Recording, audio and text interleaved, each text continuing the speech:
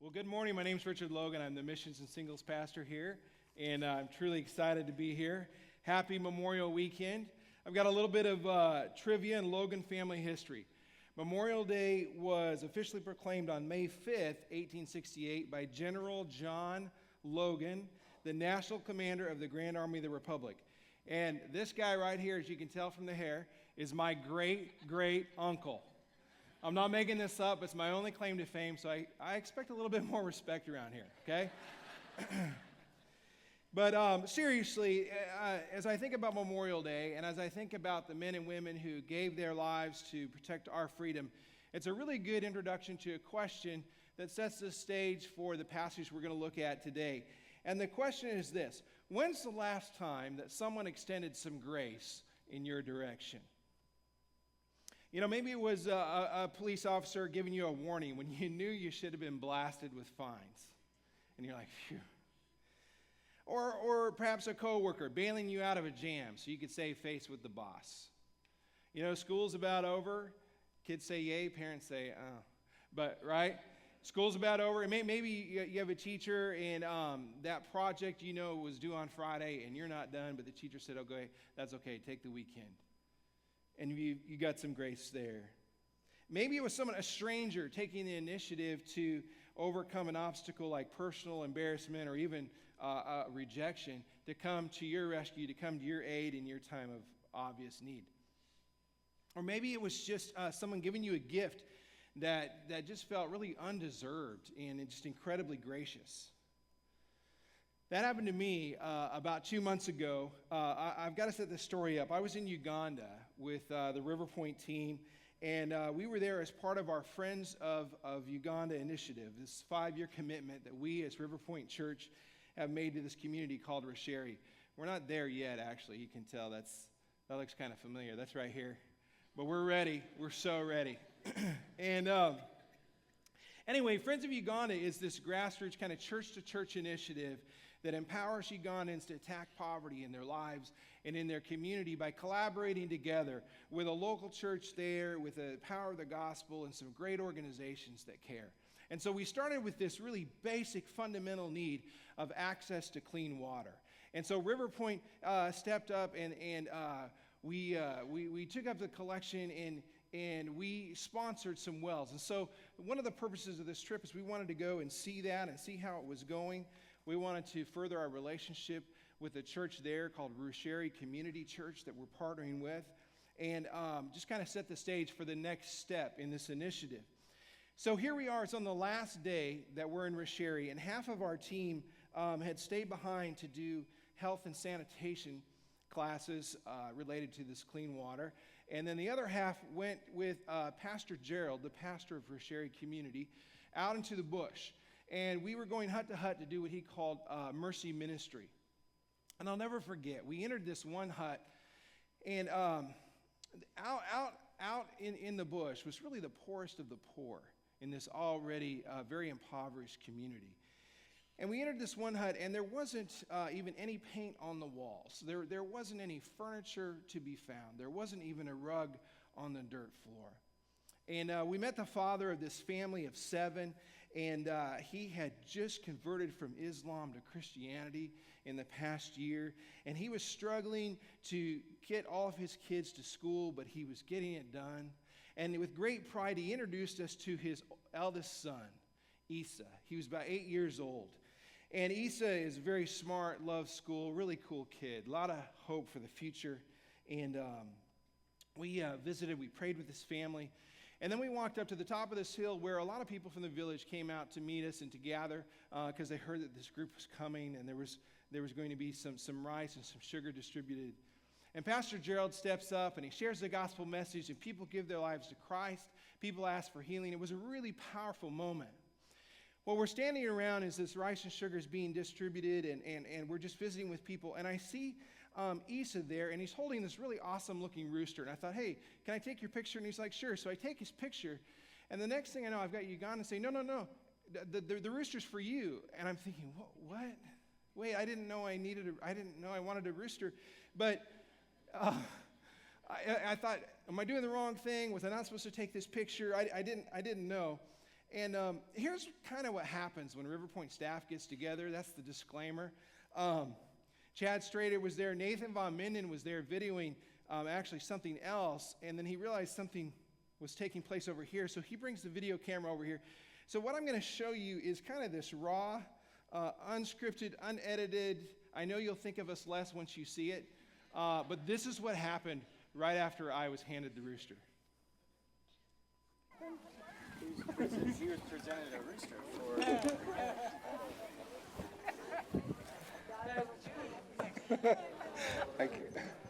What in the world? I got some eggs this morning. We can have quite the omelet tomorrow. Let's chop his head off and have some lunch. Yeah. Hello. Oh, I wouldn't touch that. I'm touching the hole. Don't tickle his chicken nuggets. Does this have to be recorded right now? Smile, Richard. Hold it up, like, be proud of it, man. Facebook picture. Like, what in the world? So initially, here's what's going through my head. How do you hold a rooster? Everybody's watching me. How am I supposed to react? Can I take this back as a carry-on? What about the question on the whole U.S. immigration form? Have you been around live animals? I don't know. I'm supposed to know what to do. I don't know what to do. What's the proper cultural response? Can I put this down? No, its legs are tied together. This is awkward. I've never been here before. Smile. All of that is kind of flashing through my head. I held that rooster for almost an hour. It kind of became my baby. Someone finally, no joke, someone finally came up and handed me a plastic sack to put it in. So I'm walking around with this rooster in a grocery bag. And you might be wondering what we did with it. We dined on rooster that night. Now you're like, what? No, that was actually the honest intention of the gift. We enjoyed it to the fullest, and yes, it tasted like chicken. But here's the thing. After all that initial awkwardness wore off, I was deeply touched by the gravity of this gift. I mean, Isa, a boy from the poorest family in the community, gifted me his rooster. Oh, wow. Yeah, it wasn't the family's rooster. It was his. And it was a gracious gift of honor and gratitude and respect. And I didn't want to receive it. It was too much. That's what kind of all that awkwardness was about. Like, I don't have a gift. I mean, pray for him. He's got an Astros baseball hat. Like, come on. That's, what?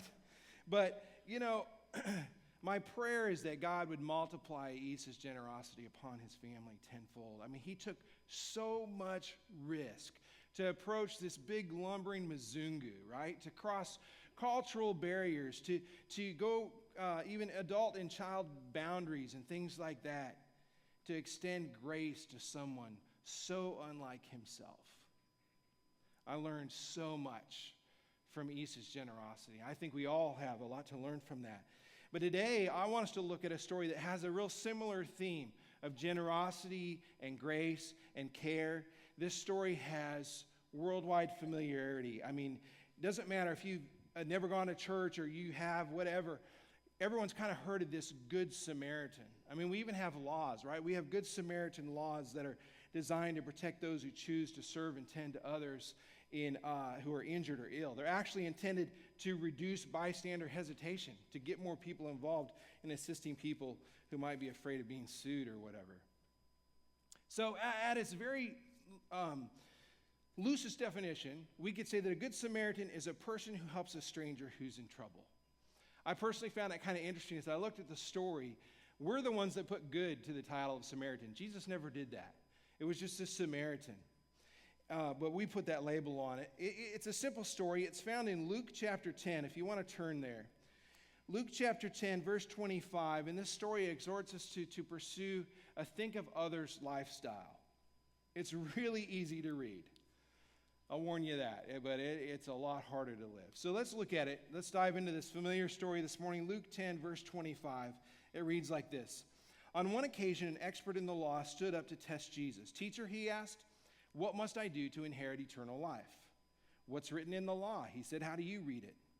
He answered, love the Lord your God with all your heart and with all your soul and with all your strength and with all your mind, and love your neighbor as yourself. You've answered correctly, Jesus replied. Do this and you will live. But he wanted to justify himself, so he asked Jesus, and who is my neighbor? In reply, Jesus said, a man was going down from Jerusalem to Jericho, where he was attacked by robbers. They stripped him of his clothes, they beat him, and they went away, leaving him half dead. A priest happened to be going down the same road, and when he saw the man, he passed by on the other side. So to a Levite, when he came to the place he saw him, he passed by on the other side. But a Samaritan, as he traveled, came to where the man was, and when he saw him, he took pity on him.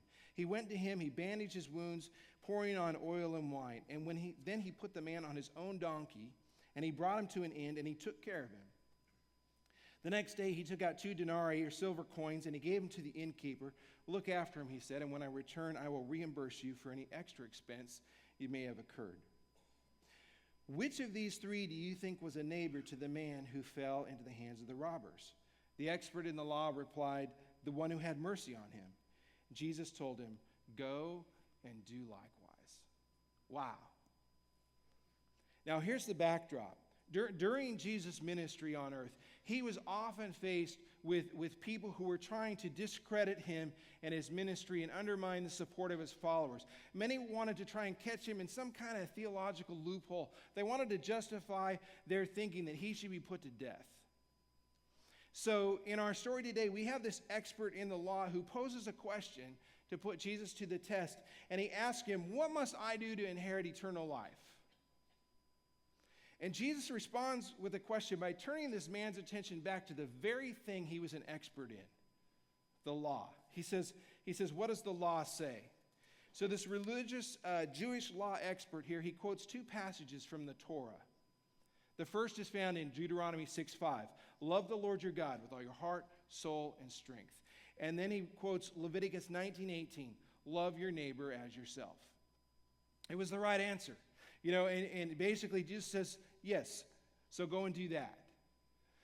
But the conversation doesn't end there. This law expert, he wanted a better definition of neighbor. And he really probably shouldn't have gone there, but he did. He wants to justify himself, and so he's trying to get Jesus to redefine the meaning of neighbor. You can almost hear this guy saying, so Jesus, just how would you define neighbor? Back then, neighbor was this technical term for friend. It really was just like a fellow practicing Jew. But instead of taking the bait, Jesus tells a story, and it's the story